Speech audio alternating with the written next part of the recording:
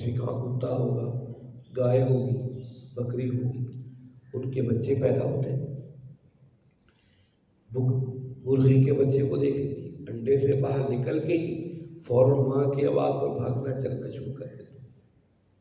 آپ دیکھو جو بچڑا پیدا ہوا ہے کچھ دیر بعد اپنے ٹانگوں پر کھڑا ہو جاتا ہے، ایسا ہے کہ لیکن انسان کا بچہ اتنا مظلوم اور معصوم ہے، اتنا کمزور کسی جانور کا بچہ نہیں ہے۔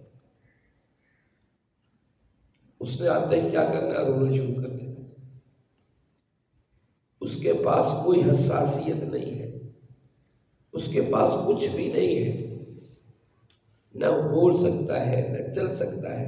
آپ غور کیجیے، جتنے بھی جانور ہیں ان کے بچوں کی پیدائش کے فوراً بعد وہ پریکٹیکل لائف کے اندر کچھ نہ کچھ چلنا شروع ہوتے ہیں، لیکن انسان کا بچہ ایسا مظلوم ہے، ایسا معصوم ہے، وہ کچھ نہیں کر سکتا ہے۔ اسے ماں کا بھی پتہ نہیں ہے، جب تک ماں اس کو اٹھا کر سینے سے نہیں لگا لیتی، اور جو ہی ماں اس کو سینے سے لگاتی ہے، ماں کا جو اللہ نے رکھا ہے سینے میں اس کا رزق، اس کا زمزمہ جاری ہو جاتا ہے۔ اور پھر دیکھیے جو بچے کو دودھ پلاتی جائے گی ماں، اسے بڑا کرتی جائے گی۔ میڈیکل سائنس نے بتایا اس کی دودھ، جو ماں کی دودھ میں طاقت ہے، جب جو غذا دوسری کھاتا ہے اس کی طاقت میں بھی کمی آتی چلی جاتی ہے، اس کے اندر کمی آتی چلی جاتی ہے، اس سے وہ غذا کھانے قابل ہو جاتا ہے۔ قدرتی طور پر ماں کی دودھ کی طاقت کم ہو جاتی ہے اور غذا سے وہ چلنے لگ جاتا ہے۔ یہ کیا سسٹم ہے؟ یہ کون ہے جو چلا رہا ہے؟ افریقہ میں پیدا ہونے والے بچے کی یہ کیفیت ہے، تمہارے پاکستان میں پیدا ہونے والے بچے کی بھی کیفیت ہے، یورپ اور انگریزوں کے ہاں بچہ پیدا ہوا ان کی بھی کیفیت۔ یہ سارا دنیا کا سسٹم اس طرح چل رہا ہے۔ اللہ کا رب کو غور تو کرو کیسی پرورش کر رہا ہے۔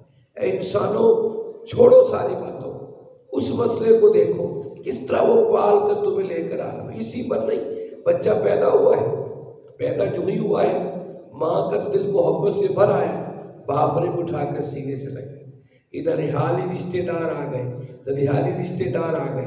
اگر میں دیکھ رہا تھا ہمارے دوست ڈاکٹر صاحب، ان کے چہرے پہ خوشی تم آ رہی تھی، جب مجھے بتا رہے تھے کہ اللہ نے میری بہن کو بیٹا دیا ہے۔ ان کی خوشی دیکھ کر میری خوشی کی جو ہے اندر سے باہر آ رہی تھی کہ ایسی خوشی میرے بھائی کو ہوئی ہے، اور اس خوشی کا میں ابھی بچے کو دیکھا نہیں ہے، لیکن دل اس کی محبت سے لبریز ہے۔ یہ کیا لوگوں کے دلوں میں محبتیں ڈال دی ہیں اللہ نے۔ بچہ کسی کا پیدا ہوا ہے، آپ ہمسائے ہیں، ہمسائی آ گئی ہے، ہمسایہ اٹھا کر چوم رہا ہے، سینے سے لگا رہا ہے۔ یہ کیا وجہ ہے؟ بچے کے پیدائش کے ساتھ ہی اس کی محبتیں معاشروں میں اللہ نے اڈیل دی۔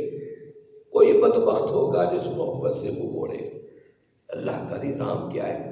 ایسی محبتیں کسی جانور کے بچے سے تو نہیں ہوتی۔ یہ کیا ہے؟ پھر جو ہی بچہ بڑا ہوتا ہے اس کے بعد دیکھو وہ کچھ نہ کچھ جسم کے اعضاء مضبوط ہوتے ہیں، پھر اس کے ساتھ رشتہ داریاں جڑ جاتی ہیں۔ یہ خالہ کے بچے ہیں، یہ ماموں کے ہیں، یہ چچا کے ہیں، ایک ایسی محبت پھوپھی کے ہیں، رشتہ داریاں بنتی چلی گئی۔ اس سے آگے دیکھیے پھر توانا ہو جاتا ہے، کاروبار اور تجارت میں لگ جاتا ہے، وہ اپنی عقل و ذہانت کو استعمال کرتا ہے۔ ایک ہی ذہن کے لوگ پیدا ہوئے، کوئی سائنسدان بن گیا، کوئی دروازے کا چپڑاسی بن گیا، کوئی جوتی کاٹ رہا ہے۔ یہ پیدا تو ایک جیسے ہوئے تھے، کوئی ملک کا سربراہ زرداری بن گیا ہے۔ یہ کیا سسٹم ہے؟ یہ کیا نظام ہے؟ کیسی عدل بدل کیا رب نے رنگینیاں پھیلا دی ہیں؟ یہ کیا ہے؟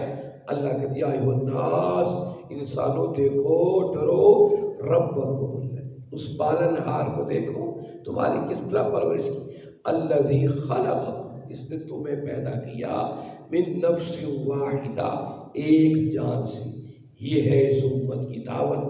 امت کہتی ہے، قرآن کہتا ہے انسانیت کا احترام، تم ایک ہی اس سے پیدا ہوئے ہو، اس لیے یہ نہ سوچو عیسائی ہے اس کو مار دو، یہودی کو مار دو، ہندو کو مار دو، نہیں، انسانیت کے لحاظ سب ایکول ہے۔ اگر ایک نے جرم کیا ہے وہ مسلمان ہے، اس کو مسلمان ہونے کی بنا پر نہیں چھوڑ دیا جائے گا، یہ کافر کو پکڑ لو اس نے جرم کیا ہے اور مسلمان ہے تو چھوڑ دو، نہیں، یہ عدالت ہے۔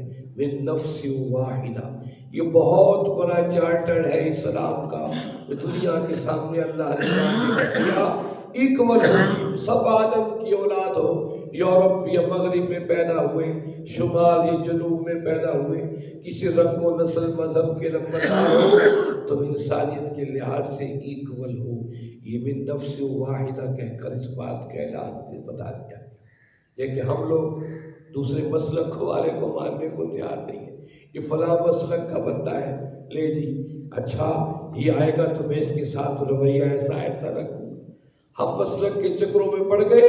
قرآن دنیا انسانیت کا درس دے کر امت کو دے رہا ہے، دیکھو یہ پوری انسانیت اللہ کا قربہ ہے، تم اس قرآن کو لے کر دنیا انسانیت کے سامنے رکھنا ہے۔ تم انسانیت کے غم خوار تھے، ان کے دلوں کو دکھ اور درد جاننے والے تھے، تمہیں دنیا کے دکھوں کو بھلانا تھا، ختم کرنا تھا، الٹا تم اپنے دکھ لے کر بیٹھ گئے۔ جب ہم اپنے دکھ لے کر بیٹھ گئے، اللہ ایسے جوتے بھگو کر مار رہا ہے۔ آج تمہارا ہندو کہتا ہے یہ اجمیر شریف کو بھی گراؤ، یہاں بھی ہمارا کس زمانے میں مندر ہوتا تھا، وہ کیسے بھگو کے مار رہا ہے۔ اور اسرائیل کیا کہتا ہے، فلسطین کو ختم کرو، یہ موجود ہے تو ہمارا وجود دنیا تسلیم نہیں کرے گی۔ اللہ بھگو کر مار رہا ہے اور مسلمان دیکھ رہے ہیں تماشا۔ یہ امت تو دنیا کو سمجھانے آئی تھی، دنیا کو اکٹھا کرنے آئی تھی، ایک پیغام آفرین سنانے آئی تھی، لیکن ہم نے اس پیغام کو جیب میں رکھ کر جیبوں کو سی دیا۔ ہم سمجھے چند ٹکڑوں نماز کے 2-4 ٹکڑوں کے اندر بس ہم اس خزانے کو حاصل کر لیں۔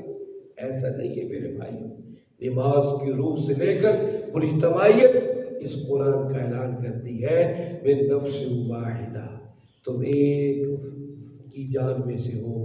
ایک کون تھے؟ آدم علیہ الصلوۃ والتسلیم۔